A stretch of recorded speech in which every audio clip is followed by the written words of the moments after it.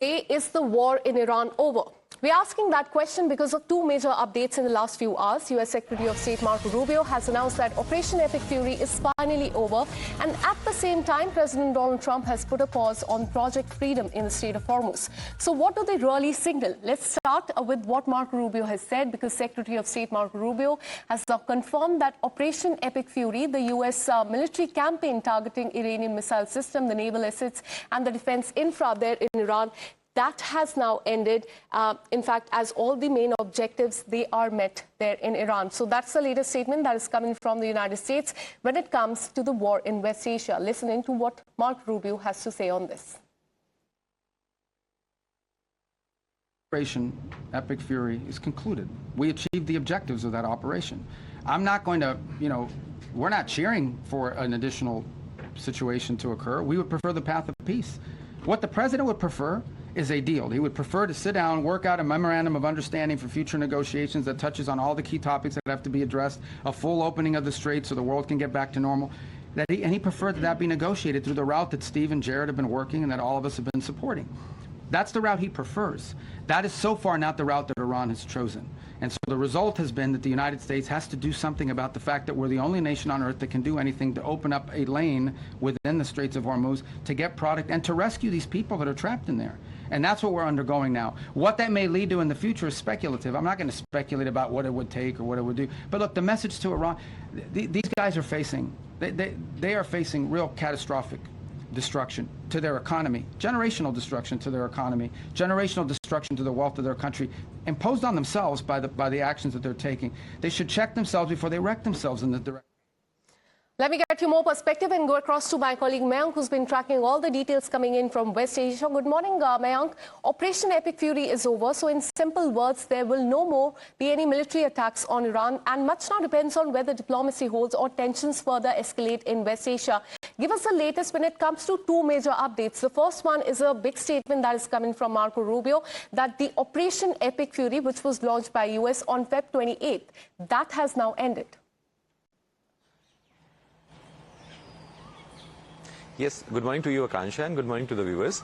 Epic Fury is the official name given to the military operations which was started by the US, and that, as you have already brought out the date, Feb 28th. And there were certain goals with which the war was started. To enumerate them, actually, initially the White House had announced, and specifically apart from the regime change, there were two aspects to it. And the second aspect, apart from regime change, was that to destroy or to blunt the capabilities, military capabilities of Iran, and also to destroy the capabilities of military-industrial complex of Iran in that case. And also one of them was that the capability should be blunted to an extent that Iran is not able to help its proxies, which was in this case it is Houthis, Hezbollah and Hamas. So this is how the war started. Epic Fury, which means, as has been announced now officially, that it is over. So there would be no military operations, but that doesn't mean that the kind of a blockade which continues in Strait of Hormuz or the kind of sanctions which were put on Iran, they have also been removed. That will not happen, mind it. So Epic Fury, officially, it is over, but then whatever the need be in that zone and area, as far as, because naval presence for blockade continues since long, I mean since almost 15 days and 20 days actually. So that will continue. Military presence, I mean to say. So absolutely. So the Operation Epic Fury, that has now ended. That was started by US on Feb 28. But what we're learning so far is that the naval blockade in the Strait of Hormuz by the United States on the Iranian ports, that will remain in force. Stay on with us, Mayank. We have another breaking update coming in. A statement that is coming from Donald Trump, because let's now tell you about the second major update of the day. US President Donald Trump has now put a pause on Project Freedom, an operation to reopen the Strait of Hormuz. He has said that there has been a great progress that has been made towards a complete and a final agreement with Iran.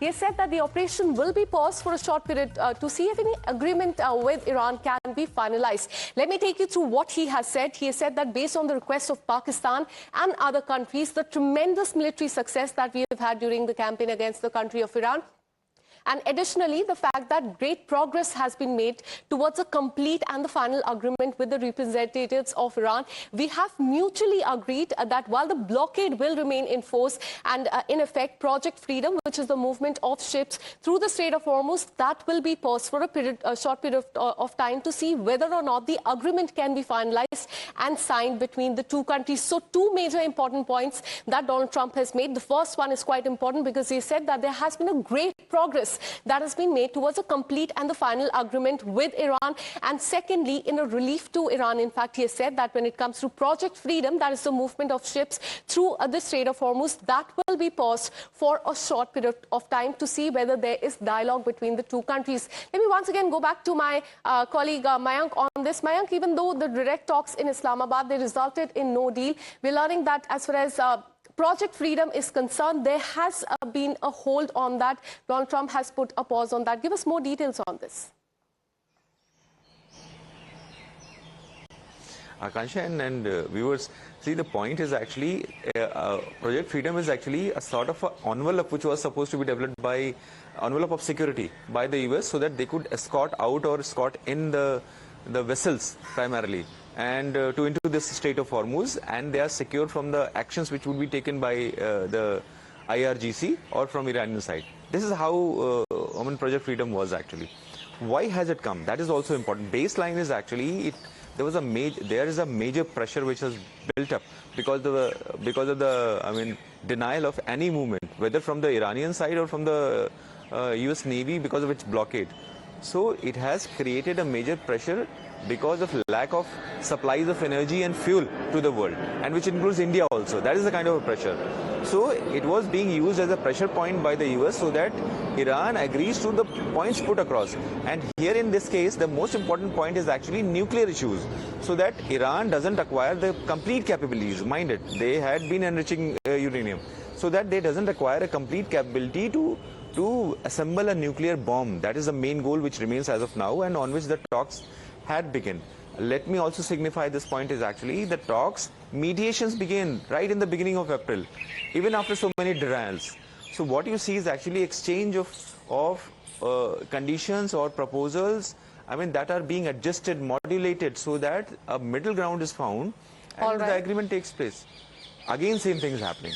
So only in this case, when US has either seen something, I'm trying to analyze this thing actually. Absolutely. So two major updates at this point in time. First one is that the Operation Epic Fury, that is over, and Trump's Project Freedom, as we told you about this, that has been put on hold. Let us tell you more about what this Project Freedom actually is, because it was launched by Donald Trump just a few days back. That is on May 4th is what we're learning. Guided escort of vessels stranded in the Strait of Hormuz. So that was the main target.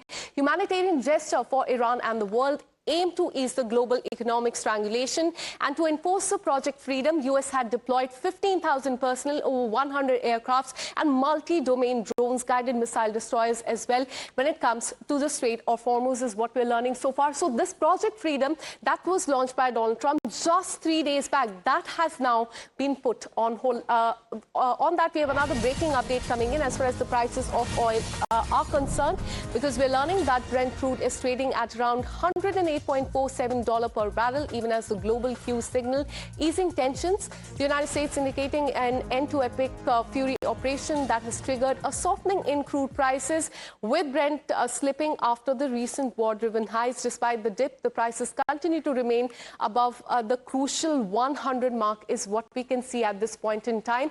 Let me go across to Sharad Kohli, economist. Thanks so much, sir, for connecting with us. How do you look at the prices of the Brent crude at this point in time?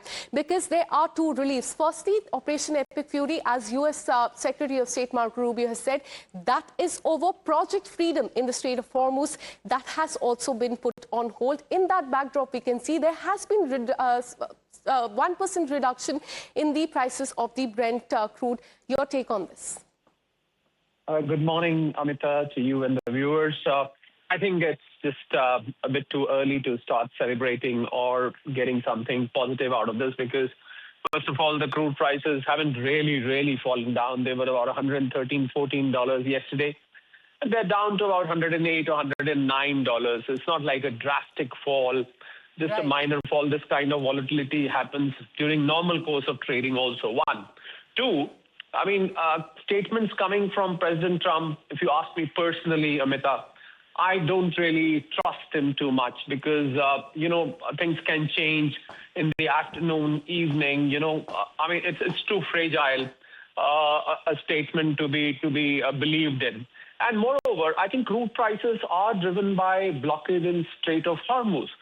So Operation Fury or Operation Freedom, I think main thing as far as economics is concerned and global economy is concerned is Strait of Hormuz. Normal flow of traffic from Strait of Hormuz has to start for things to settle down. So unless crude prices are below 100 and they remain there for some time, I really don't think this is a big respite, although the statement coming that both the operations have stopped will bring a sigh of relief.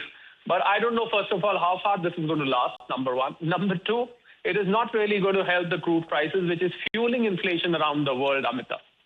All right, so it remains to be seen how it pans out in the coming days. But at this point in time, we're learning that there has been slight reduction in the Brent crude prices. Thank you so much, Mr. Kohli, for getting us all those details and the perspective. Let me take you through how the prices have fared ever since the war has started up till now. Because a day before the war started on February 28th. The price of the Brent crude was $72.97 per barrel. That has gone up to $108 per barrel.